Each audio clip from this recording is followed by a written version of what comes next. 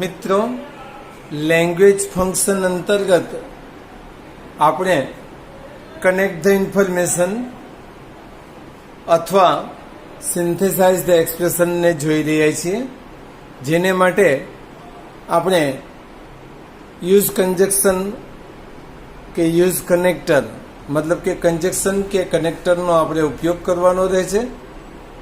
આ અંતર્ગત આપણે સબોર્ડિનેટ કન્જક્શન જોઈ રહ્યા છીએ.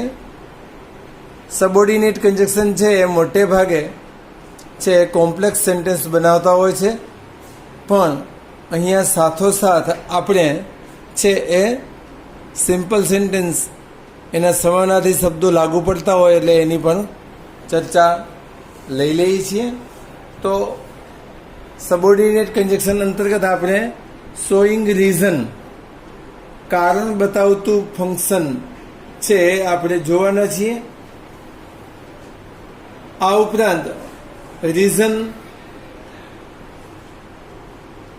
પર્પઝ કે રિઝલ્ટ વાક્યને સામાન્ય રીતે આગળ પાછળ કરીએ તો રીઝન છે એ રિઝલ્ટ બતાવતું થઈ જાય, રિઝલ્ટ છે એ રીઝન બતાવતું થઈ જાય કે પર્પસ બતાવતું વાક્ય હોય છે. તો એ ઇન્ટરકનેક્ટેડ કરીને આપણે જોઈએ છીએ. તો આ માટેના રીઝન બતાવતા શબ્દો છે બીકોઝ, સિન્સ, એઝ.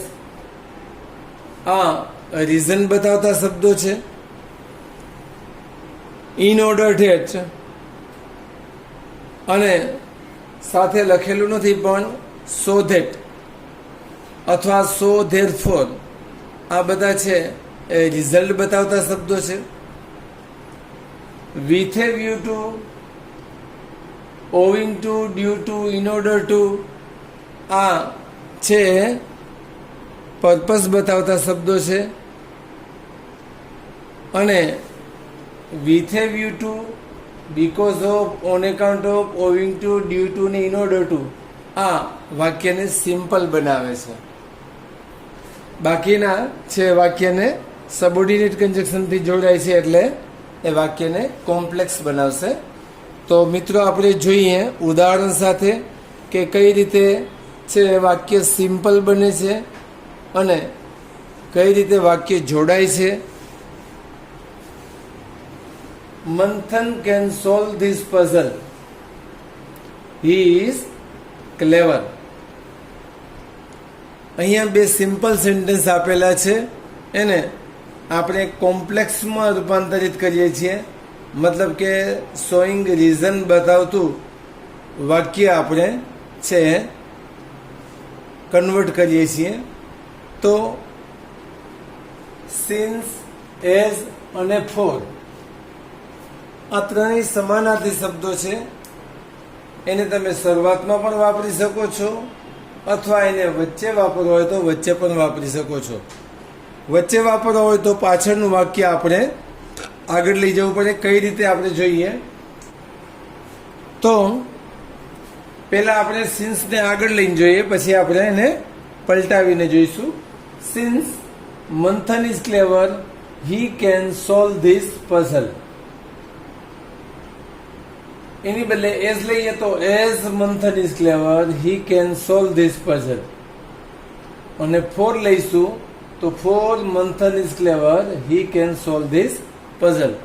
હવે જો આપણે એને પલટાવવું હોય તો આપણે મંથન અને હી એ બંને નામ અને સર્વનામને છે ચેન્જ કરો આપણે. મતલબ કે અહીંયા જે રીતે વાક્ય આપેલું છે મંથન કેન સોલ્વ ધીસ પઝલ, પછી અહીંયા જે ફૂલ સ્ટોપ છે એની બદલે આપણે અહીંયા કોમા કરી દેવું પડે. પછી સિન્સ હી ઇઝ ક્લેવર અથવા એઝ હી ઇઝ ક્લેવર અથવા ફોર હી ઇઝ ક્લેવર એ રીતે આપણે વાક્ય બનાવી શકીએ છીએ.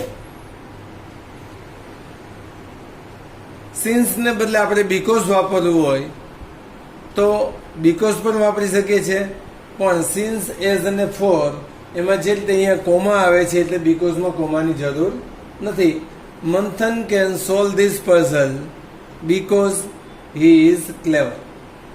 હવે બીકોઝ સાથે આપણે ઓફ વાપરીએ એટલે છે એ પ્રિપોઝિશનલ ફ્રેઝ થઈ જાય. ઓફ છે એ પ્રિપોઝિશન છે અને પ્રિપોઝિશનલ ફ્રેઝ થાય એટલે આપણે ઓફ પછી નામ વાપરવું પડે. તો કઈ રીતે નામ કરીશું એ પણ જોઈએ. બીકોઝ ઓફ મંથન્સ ક્લેવરનેસ, મંથન શબ્દને એપોસ્ટ્રોફીસ આપીએ છીએ અને પછી ક્લેવર શબ્દનું નામ બનાવ્યું cleverness. He can solve this puzzle. Because ઓફનું સમાનાર્થી છે on account of. On account of Manthan's cleverness he can solve this puzzle. હવે ક્યારેક એવું બને કે આપણને છે જે એડજેક્ટિવ આપેલું હોય, ટુ બી વાળું વાક્ય હશે ત્યારે ક્લેવર કે આવું કોઈ એડજેક્ટિવ વાપરેલું હોય. જો એડજેક્ટિવ ઉપરથી નામ બનાવતા ન આવડે, ન યાદ આવે, ન સમજાય તો બીજી પદ્ધતિનો ઉપયોગ કરી શકીએ છીએ. બીકોઝ ઓફ કે ઓન એકાઉન્ટ ઓફ વાપર્યા પછી એપોસ્ટ્રોફીસ તો લાગુ જ પડશે, અથવા સર્વનામ આપેલું હશે તો એનું સંબંધક સ્વરૂપ કે my, our, your, his, her, its, their, આવી રીતે કોઈ સર્વનામ, સંબંધક સર્વનામ વાપરીએ. પછી જે ટુ બી હોય, ઇઝ, એમ, આર, વોઝ કે વેર, આ જે ટુ બી હોય એનું સીધું બિંગ કરવાનું રહે અને જે એડજેક્ટિવ આપેલું છે એ એમને વાપરશું તો એ એક નામનું જ કામ કરશે. તો અહીંયા because of Manthan's being clever, Manthan's ક્લેવરનેસને બદલે આપણે Manthan's being clever, he can solve this puzzle. હવે આ વાક્ય આપણે છે જે જોયા તો એમાં ટુ બી વાળું વાક્ય હતું અને આ બંને વાક્યો છે એ આપણા બન્યા છે સિમ્પલ સેન્ટેન્સ બન્યા છે. જ્યારે ઉપરના વાક્યો સિન્સ, એઝ કે ફોર કે બીકોઝ વાળું વાક્ય છે એ આપણું બને છે કોમ્પ્લેક્સ સેન્ટેન્સ. આ વસ્તુનો ખાસ ખ્યાલ રાખવાનો. હવે આપણે રિઝલ્ટ કે પર્પસ બતાવતા વાક્યને જોઈએ તો રિઝલ્ટ કે પર્પસ બતાવતું વાક્ય છે એને બીજા અર્થમાં કેવું હોય તો અહીંયા એડવર્બ ક્લોઝ ઓફ રિઝલ્ટ ના અર્થમાં કહી શકીએ તો ઇન ઓર્ડર ધેટ છે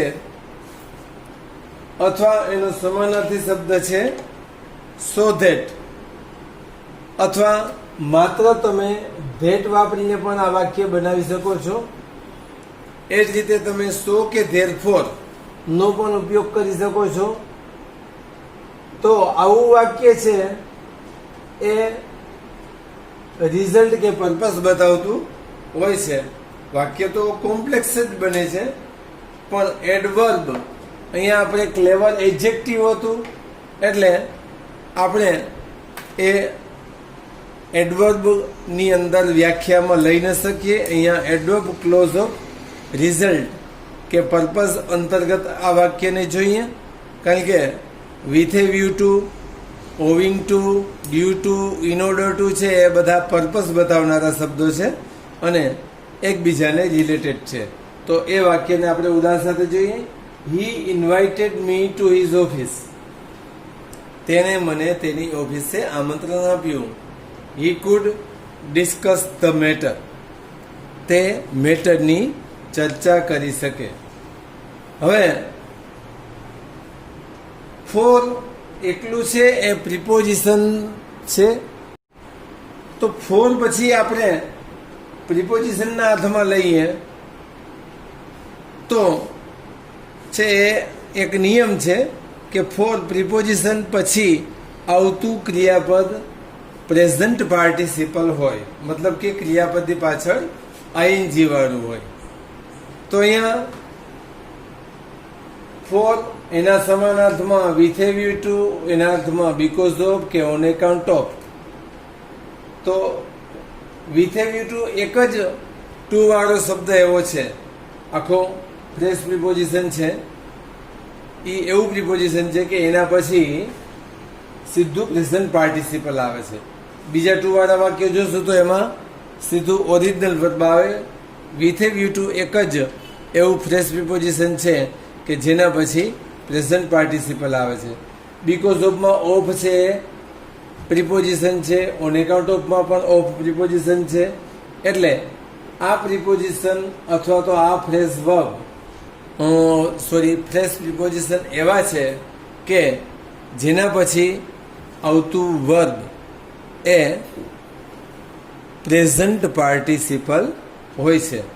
તો for discussing the matter, he invited me to his office. મિત્રો ખાસ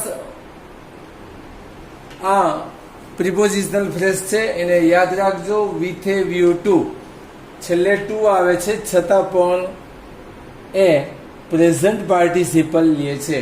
મતલબ કે ક્રિયાપદ પાછળ વર્બ પાછળ આઈએનજી લેશે.